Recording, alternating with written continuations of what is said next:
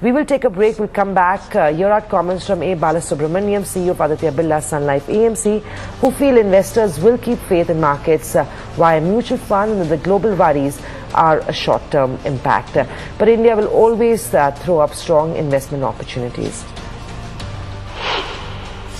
I think the way the industry has been getting built in the last few years is to make mutual fund as one of the investment opportunity for investors to look at, keeping in mind the long-term needs of them.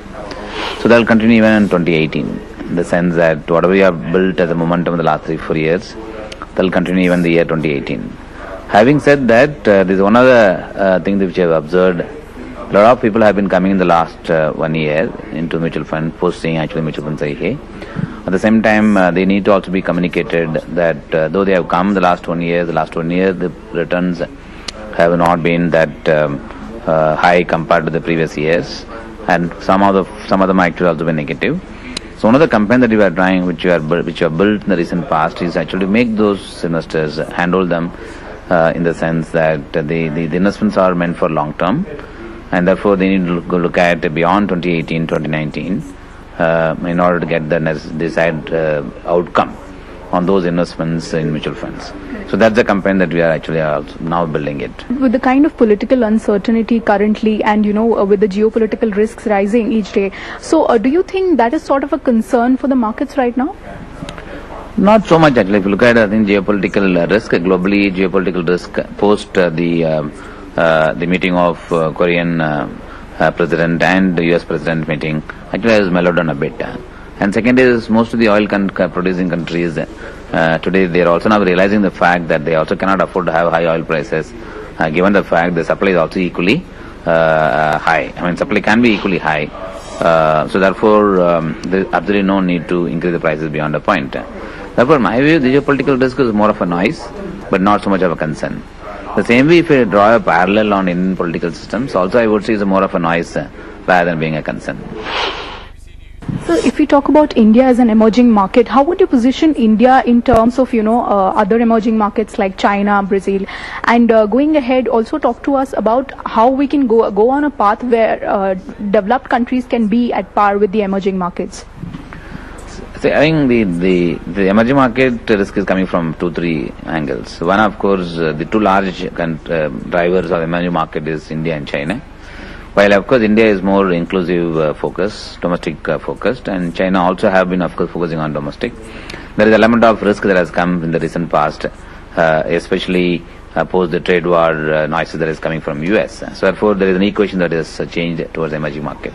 And second is with the US also doing well, there is an element of currency risk apart from the oil risk also has come. So therefore it's going to have an impact across emerging market equally badly.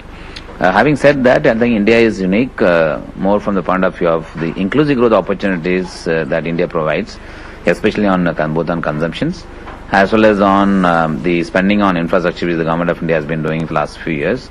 We still have a long way to go. So therefore the potential investment opportunities as well as the consumption led growth that could come for India continues to remain very, very large among the emerging markets. If we talk sector specific, banking is one sector, where we have seen a lot of stress. So do you see that sort of churn in the portfolio as far as banking is concerned? And do you see the moment going on to NBFCs now? No, if you look at the whole industry, including ourselves, it's more skewed towards retail-focused banks in the banking and finance service sectors. And second is non-banking financial sector, which has been one of the biggest sector which is growing in the last few years. So that is why I think the more skew has come. And to a large extent, money managers have remained underweight, especially in our case. We remain underweight in the public sector banks or wholesale-based banks. I think as and when we see actually some kind of reversal, I think we'll see that allocation changing. Having said that, the sector has got about 32% weightage, including housing finance companies in the index, which cannot be ignored. Therefore, we need to choose stocks very selectively, which will have the least amount of risk, at the same time relatively better potential from the growth point of view compared to the others. One last quick question, sir. As far as pharma sector is concerned, it has been a laggard for a very long time now. So when do you see green shoots coming in there? Of course, this sector has faced a lot of challenge in the last few years, mainly because of the US FDA regulatory interventions. That seems to be also in the last few months, that seems to be changing a bit.